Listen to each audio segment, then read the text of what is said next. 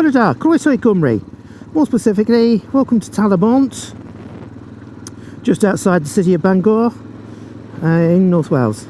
I'm now going to see if I can find Abergwyngregyn and go and look and see if I can look at the Aber Falls car park for a future trip I might make. I haven't got a clue if I'm on anywhere near the right road. I'm just following my nose and seeing where it takes me. Ooh, turning to the right. Could that be worth doing? I don't know. It's small. Doesn't say it's a no through road, does it? Let's go and have a go. What's the worst that could happen?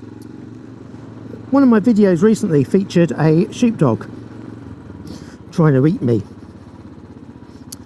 It reminded me of a thing happened when I was a kid.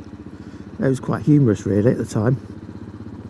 We had a dog when I was a child, a little tiny Scottish Terrier, and he was essentially a typical male grumpy dog. Knew his own mind, knew what he wanted to do, knew what he wanted out of life, and as long as he could do what he wanted to do, he was a happy little bunny. He liked cats as long as they weren't in his garden. If they were in his garden, he didn't like them and he'd chase them out, but if you saw them out and about, he loved them. Didn't like other dogs because they're dogs, didn't like them.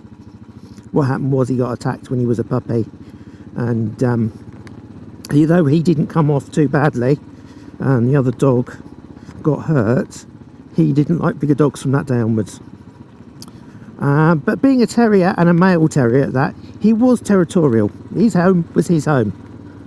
And he hated the coalman. We used to have a coal fire in those days, and he hated the coalman. The coalman used to come in, the first thing he would do is run to attack the coalman, hang on to his boot, and basically try and kill him by chewing at his boot continually while the sacks of coal were being delivered. This was a fruitless exercise because, as you can imagine, the coalman's got big stout boots. Coalman is used to dogs. Coalman thinks this is hilarious because he's only a little Yorkshire Terrier and was quite happy to have this happen all the time. So essentially, he'd get himself completely worked up and upset and all sorts of panic, and it was an utter waste of time. Coleman used to think it was hilarious, actually. It was quite funny. Anyhow, he hated any visitors like that, deliveries, milkman, postman, you know, the usual thing. So we had a caravan when I was a kid, and one summer the parents decided we'd go on holiday to Padstow, Cornwall. As per usual, dog comes with us. Now, dog, being a particularly independent sort of soul, knew his own mind, and one of the key things he did was he would always put himself on the rear parcel shelf of the car. Now, we had a I think it was an Austin Cambridge at the time. We either had an Austin Cambridge or a Rover 2000. It was one of the two cars. I can't remember which one it would have been. Anyhow, there he is. He's sitting on the back parcel shelf and he's quite happy. Trundle all the way down. He don't care. Job's a good one. And we arrive in Cornwall, as you do. Tell you what, it's getting a bit cold now. We arrive in Cornwall, as you do. And the dog was normally quite content on a campsite. We just sit there, lay there, do his own thing. He was quite happy, didn't mind. The world goes by, he's a happy chap. But this day, this particular holiday, it was really weird. We were in the campsite, someone came up alongside, and normally, like I say, you don't get any problems or any issues with him. He was quite happy because he's not at home. Below me, This time he's just sitting there, not making a big fuss, but just constantly growling at the people next door. You know what they're like. He's constantly growling, moaning and groaning. He was like a miserable old man, you know, much like me. Anyway, he moans and groans continually, to the point that really and truly my dad thought, it's a bit embarrassing really. He's not normally like this. It's a bit embarrassing. What we'll do, I'll go over and apologise, because this really isn't how he normally behaves, and it's, you know, it's not nice for them on their holiday. It's bad enough for us, but for them it must be really quite horrible. So he goes over, and, you know, I'm really sorry about the way our dog's behaving, and, you know, shouldn't be like that, etc, etc. To which the gentleman of the household replies, "Oh, don't worry about it. I'm your postman. You live at blah blah blah," gives the address. Oh, he's always like that with me. Of all the things to do, we happen to go on holiday at the same time, at the same place, parked next to each other, as a postman who used to deliver letters to our door and used to have a regular run-in with said dog. For the rest of the 2 weeks, he was as miserable as sin was our dog. Oh, we laughed. Do you know, you can't make these things up. This is real life, you know. Now, I can't do it now because obviously it's a blind bend. But let's see. Oh, look at this. See. And over there's Pemon. We've got to be careful because if someone comes the other way, we'll have a crash. So I'm not going to start doing anything dangerous. Ooh. How's that for a view of a gateway? That's the Menai Straits, looking back towards Bangor, coming across. We're looking over there towards Beaumaris. Beaumaris if it's in English, Beaumaris if it's in Welsh. Over there, Pemon. Really good sea trips there, actually. I can recommend that if you're up here. Go and have a look at the seals, the birds, the puffins. See, I don't just throw this stuff together. I actually plan it, you know. Well, I do just throw it together, really, but don't tell anyone.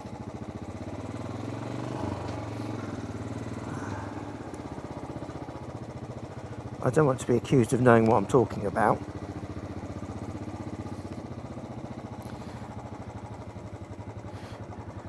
Now, between you, me and the gatepost, this is not the right road to Abergwyngregyn.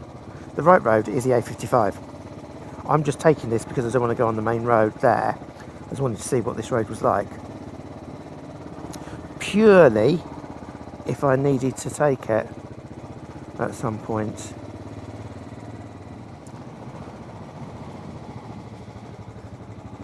These roads are quite mucky. What does surprise me is though that they're actually still passable, really.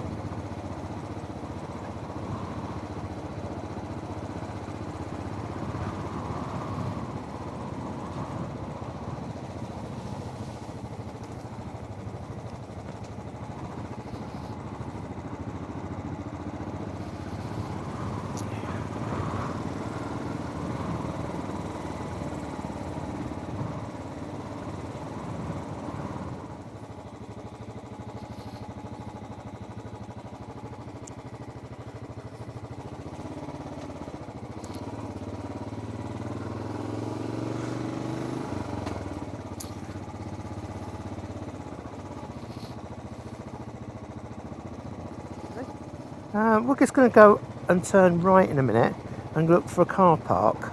There are 2 car parks on the road and I want to go to the furthest one just to see what it's like.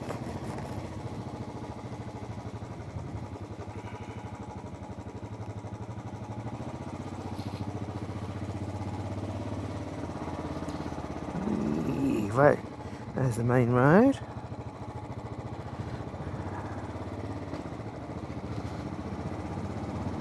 I haven't got too much time because I need to be doing some electrical work at home.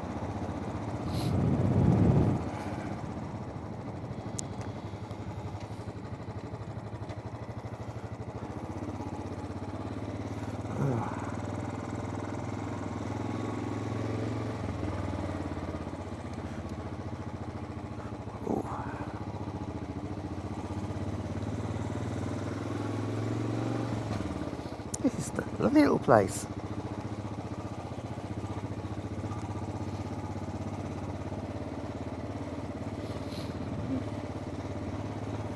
Nice little house of worth.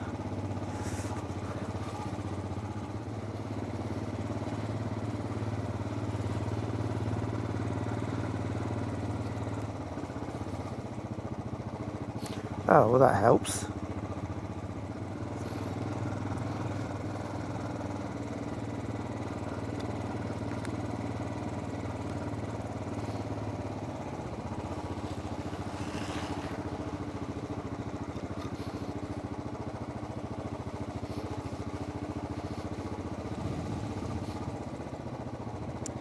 Wow, this is stunning.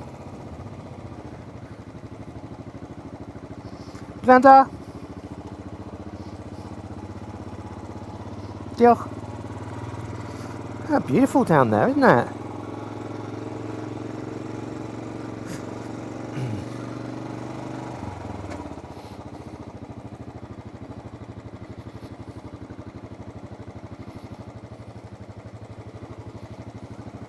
Right, so this is the first of the 2 car parks.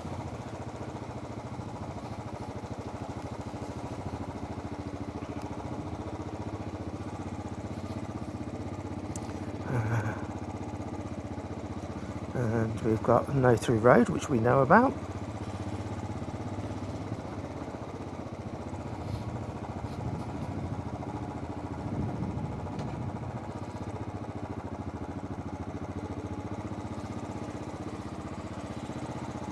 Round up.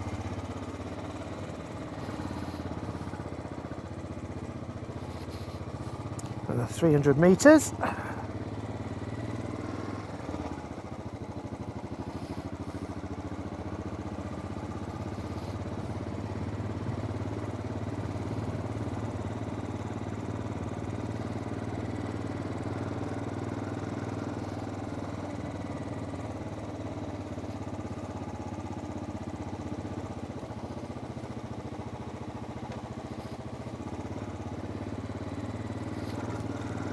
Now,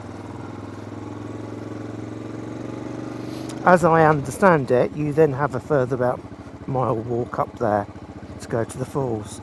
This is pretty in itself, isn't it? Oh well.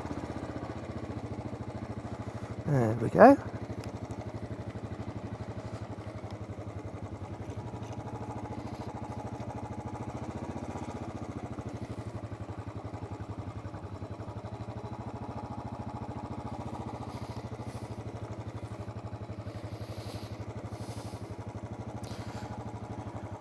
Yeah. I think it's a full.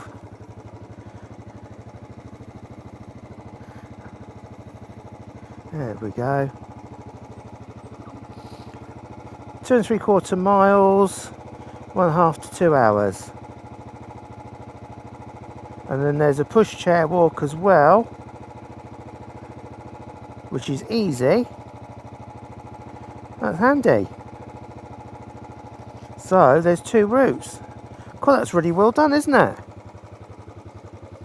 Okay, so we'll go on the way back and we'll have a see if we can stop at a couple of places. Probably can't.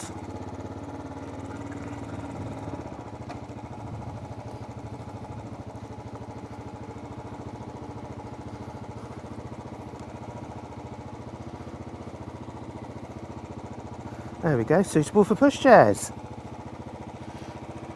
Although those look suspiciously unlike pushchairs to me. They look more like sheep.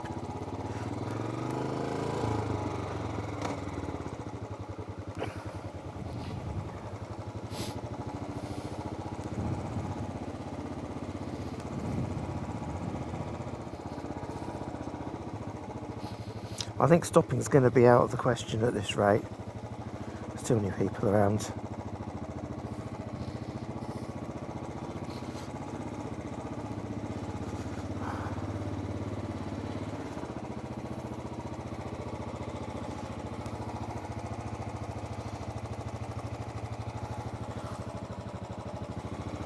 Oh well. Oh, there you go, isn't that lovely? We will have to revisit. come up on a nicer day, bring the handheld, bring the gimbal, and we'll give it a go.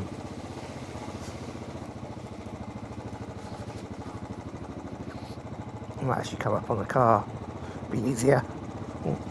I see trees there fallen down, they've blocked the road, haven't they?